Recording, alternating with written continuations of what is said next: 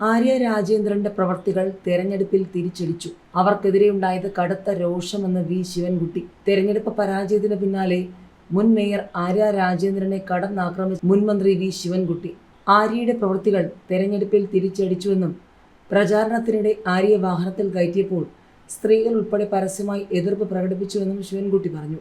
Mayor എന്ന നിലയിൽ ആര്യയുടെ പ്രവർത്തനങ്ങൾ ജനങ്ങൾക്കിടയിൽ അവമതിപ്പുണ്ടാക്കി. കടുത്ത രോഷമാണ് അവർക്കെതിരെ ഉണ്ടായിരുന്നതെന്നും ശിവൻകുട്ടി വിമർശിച്ചു. പരാജയം വിലയിരുത്താൻ ചേർന്ന CPM ജില്ലാ കമ്മിറ്റിയിലാണ് ശിവൻകുട്ടി രൂക്ഷ വിമർശനം ഉന്നയിച്ചത്. ആര്യയ്ക്ക് ചുമതല കൊടുത്തിരുന്ന വാർഡിൽ 1000-ലധികം വോട്ടിന്റെ ഭൂരിപക്ഷം പ്രതീക്ഷിച്ചെങ്കിലും 5 വോട്ടിന്റെ ലീഡാണ് ലഭിച്ചതെന്നും ശിവൻകുട്ടി കുറ്റപ്പെടുത്തി. തദ്ദേശ തെരഞ്ഞെടുപ്പിൽ വൻ പരാജയമുണ്ടായപ്പോൾ ആര്യയെ പിന്തുണച്ച് ശിവൻകുട്ടി രംഗത്തെത്തിയിരുന്നു. ആര്യയുടേത് മാതൃകാപരമായ പ്രവർത്തനമായിരുന്നുവെന്നും തോൽവി ആര്യയുടെ തലയിൽ കെട്ടിവെക്കേണ്ടതുമാണ് അന്ന് ശിവൻകുട്ടി പ്രതികരിച്ചത്.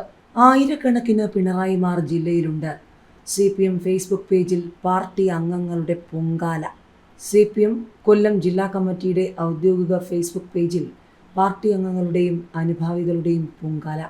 ജില്ലാ കമ്മിറ്റി യോഗവുമായി ബന്ധപ്പെട്ട് പ്രചരിക്കുന്നത് അടിസ്ഥാനരഹിതമായ വാർത്തകൾ എന്ന പോസ്റ്റിന് താഴെയാണ് പാർട്ടി അംഗങ്ങൾ രൂക്ഷ വിമർശനങ്ങൾ ഉന്നയിച്ചിട്ടുള്ളത്.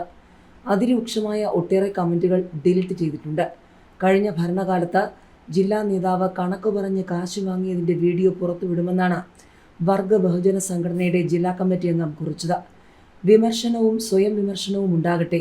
തെറ്റുപറ്റിയിട്ടുണ്ട്, ഇല്ലെന്ന് പറയാതെ ഉള്ളിൽ കൊണ്ടു നടന്നിട്ട് കാര്യമില്ല.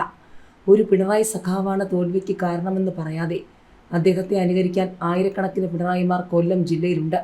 അവരെല്ലാം തിരുത്തിയേ മതിയാകൂ എന്ന് ഒരു ലോക്കൽ കമ്മിറ്റി അംഗം കുറിപ്പിട്ടു.